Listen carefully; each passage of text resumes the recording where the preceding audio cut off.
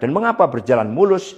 Karena Presiden Jokowi punya kepentingan untuk melindungi Mas Gibran dan Mas Bobi.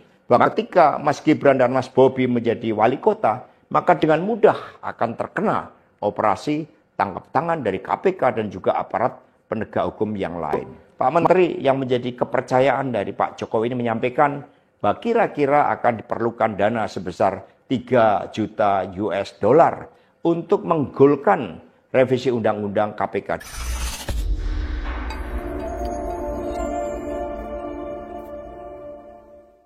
Saya ingat ketika saya bertemu dengan Presiden Jokowi di Istana Merdeka. Menjelang Mas Gibran dan Mas Bobi mau mencalonkan sebagai wali kota Solo dan wali kota Medan. Saya mengatakan kepada Pak Presiden Jokowi sekaligus untuk menguji keseriusan beliau di dalam mencalonkan anak dan menantunya. Pak Presiden, apakah betul Bapak mau mencalonkan Mas Gibran dan Mas Bobi sebagai wali kota? Loh kenapa Pak Sekjen? Karena ketika Mas Gibran dan Mas Bobi sebagai wali kota, maka otomatis dia menjadi pejabat negara. Dan ini akan sangat rawan terhadap berbagai bentuk gratifikasi, suap, dan berbagai tindakan korupsi lainnya. Presiden Jokowi sempat termenung saat itu. Dan kemudian dari situlah saya merasakan bahwa pertanyaan saya ini sangat mengusik perhatian dari beliau. Karena saya tegaskan bahwa ketika Mas Gibran dan Mas Bobi menjadi wali kota, maka dengan mudah akan terkena operasi tangkap tangan dari KPK dan juga aparat penegak hukum yang lain. Maksud saya bertanya kepada Presiden Jokowi adalah untuk mengingatkan bahwa beliau sudah presiden. Buat apa kemudian anak-anaknya harus menjadi wali kota dan itu mengandung suatu risiko-risiko politik mengingat presiden juga berhadapan dengan begitu banyak pihak-pihak yang selalu mencoba berhadapan dengan Bapak Presiden. Tetapi beberapa saat kemudian saya menerima salah seorang menteri.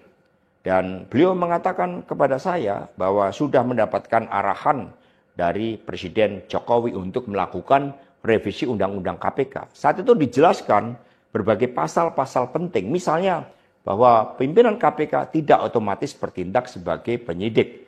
Kemudian ada beberapa pasal-pasal yang tidak memungkinkan bagi penyidik independen untuk bergabung ke KPK.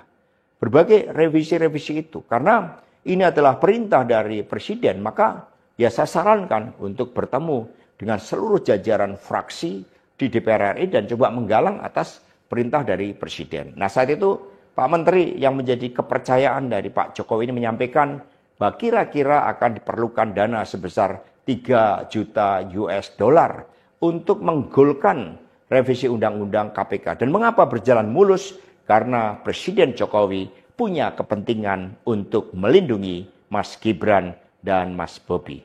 Maka sejarah mencatat bahwa revisi Undang-Undang KPK ini dilaksanakan sebelum pelaksanaan pilkada serentak di mana Mas Gibran dan Mas Bobi berproses menjadi wali kota. Maka ketika terpilih menjadi wali kota, amanlah dari berbagai persoalan hukum karena KPK sudah dilemahkan.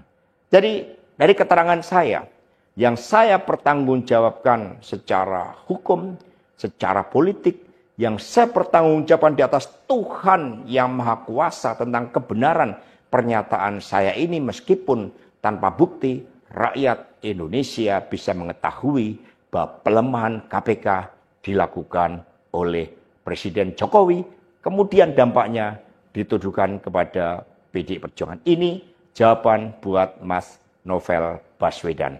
Terima kasih, tegakkan kebenaran, Satyam, Eva Jayate, merdeka!